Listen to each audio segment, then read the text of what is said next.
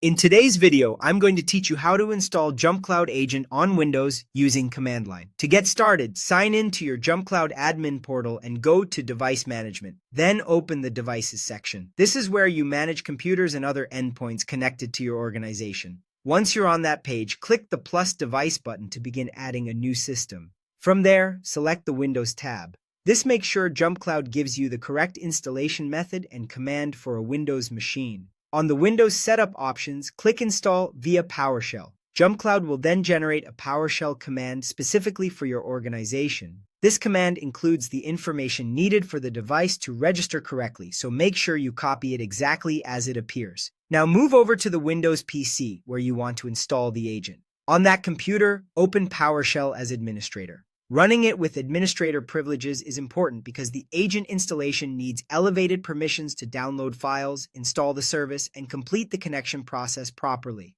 A quick way to do this is to search for PowerShell in the Start menu, then choose Run as Administrator. Once PowerShell is open, paste in the command you copied from JumpCloud and press Enter. After you run it, the process is mostly automatic. The JumpCloud agent will download, install, and then connect back to your organization using the assigned connect key in the command. Depending on the computer and network speed, this may take a few moments, so give it a little time to finish. While the installation is running, it's a good idea to avoid closing the PowerShell window or interrupting the process.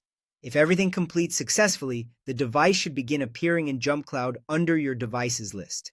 If you don't see it right away, refresh the page and wait a minute or two, since check-in can sometimes take a short moment after installation.